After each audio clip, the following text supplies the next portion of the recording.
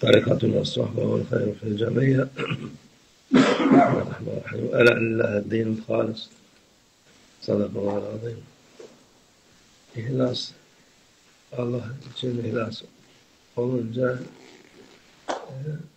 başka şeye insan umuru olmaz. Sincerity. Sincerity for Allah Almighty means that when something is done with pure sincerity for Allah Almighty, then that person does not care about anything else, but only cares about having it dedicated for Allah Almighty. Her yaptığın iş Allah rızası için olması lazım. And every deed you perform should be for the sake of Allah Almighty's pleasure. Yaptığın ibadetler onun rızası için. Your acts of worship must for His pleasure to make your Lord Allah Almighty be pleased with you. Hayır hasenat onun için. Charity and good deeds, all of them, must be dedicated for Him, Almighty Allah. İnsanlara iyilik yapmak Allah rızası için. When you do something good to people, then do it for the sake of Allah Almighty. Sen insanlara iyilik yapıyorsun. Ondan sonra bu insan sana teşekkür etmedi diye üzülüyorsun. But you do good to people, and then you get upset because they did not thank you. İyilik yapıyorsun, nankörlük yapıyor insan. Çok üzülüyorsun. Or you do good, but the person acts ungratefully and does not appreciate what you did, and then you become very sad. Bu üzülmek demek ki senin yaptığın iyilik Allah rızası için değil, bir teşekkür için sana minnet duysunlar diye. And this sadness indicates that what you did and the good you did was not truly for the sake of Allah Almighty. You did it, or you're doing it in order to get a thank you, or in order to make people feel indebted to you. Şey yapıyorsun. O işte bu şey olmuyor. İhlas olmuyor. And this is not how it works. That is not sincerity. Allah rızası için değil de Allah rızasının içine başka işler de karıştırıyorsun. What you do then no longer is for the sake of Allah Almighty, because you mix other intentions into it. Karıştırınca iyi olmuyor. Yani yaptığın işin faydası, sevabı hepsi gitmezse çoğu gidiyor. When you mix intentions, it is not good. Even if the reward of the good you did does not disappear entirely, still, most of it goes away. Çünkü sen Allah rızası olsa sen rahat olursun. Because if you did it truly for the sake of Allah Almighty, then you would be at peace and you would not care about other people's reactions. Ben bu Allah için yaptım ben bu işi. You would say, I did this for the sake of Allah Almighty.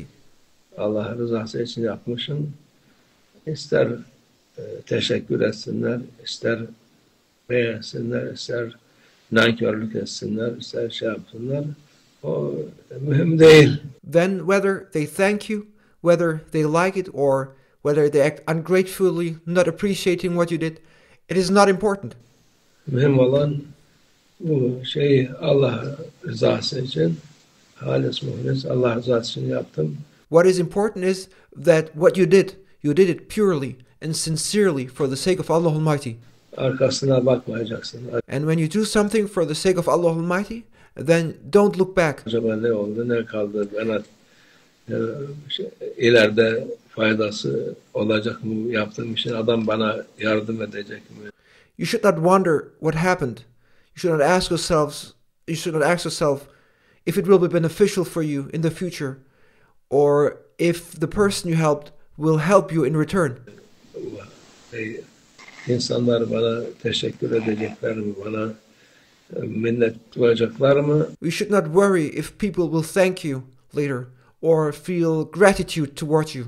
Onu beklemeyeceksin. If you do something for the sake of Allah Almighty, then you must not expect those things. Onu o vakit Allah rızası için değil, milletin bir menfaat için bir şey içindir. Onun için karışmış olur. However, if you have those expectations, then what you did is not for the sake of Allah Almighty. It is for the sake, it is for people's benefit, and it is for your own interest, and it becomes mixed. İçi temiz şeyi kirletirsin. You pollute that act of goodness, what is clean inside. Onun için Allah rızası için yapan rahat olur. Therefore, a person who does what he does solely and purely, sincerely for the sake of Allah Almighty, is always at peace. Yani kimseden bir şey beklemez. Because he expects nothing from anyone. Beklediği şey, o yaptığı şey, yaptın onu, ahirete gönderdin. Onu bozmaya gerek yok. If you do something good, you did the deed, and you send it to the hereafter. There's no need, and you should be careful to not spoil it afterwards. Derler ya, iyilik yap, denize at. Balık bilmezse Halik bilir. Halik bilir. Yani Allah, Halik eden Allah Azze ve Celle, o bilir. And as the Turkish saying goes, do good and cast it into the sea. If the fish does not know, the Creator knows. The Creator, Allah Almighty, He knows what you do. Balık ne bilecek? İnsanlar da balık gibi. And fish don't know, and people are like the fish in that. Sen hangi balığı tutacaksın da sana teşekkür edecek? Kim hangisi yedi, hangisi yemedi diye. How do you think to find those fish who will thank you? Or how do you want to find out who consumed your good deed? Düşünemezsin. İşte bunu da. And you cannot find out. You cannot find the fish that will thank you. You will not find the fish that consumed your good deed. Aynı şekilde yaptığın iyilikler Allah rızası için olsun inşallah. And therefore, likewise, may the good deeds you do be solely for the sake of Allah Almighty, inshallah. Allah nefsimize uydurmasın. İnsan oğlu istiyor. And may Allah Almighty protect us from following our egos. Nefsi istiyor ki yaptığı şeye karşılığını görsün. Because human beings and their egos, they want to see a return for what they have done. Yani karşılık olsa, bir teşekkür bile olsa onu. People, they want a return, even if it is just a simple thank you.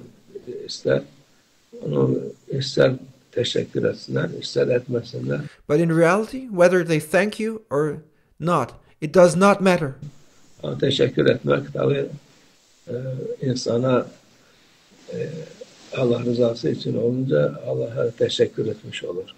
Of course, when gratitude is shown for the sake of Allah Almighty, if you say thank you for the sake of Allah Almighty, then that gratitude becomes a gratitude and thankfulness towards Allah Almighty. Etmediyse etmesin. O mühim değil. But if people don't thank you, don't let it be. It doesn't matter. Sen mühim olan Allah rızası için olsun, halis olsun. What is important is that your intention is purely and sincerely for the sake of Allah Almighty only. Olsun inşallah. Allah Teala. El Fatiha.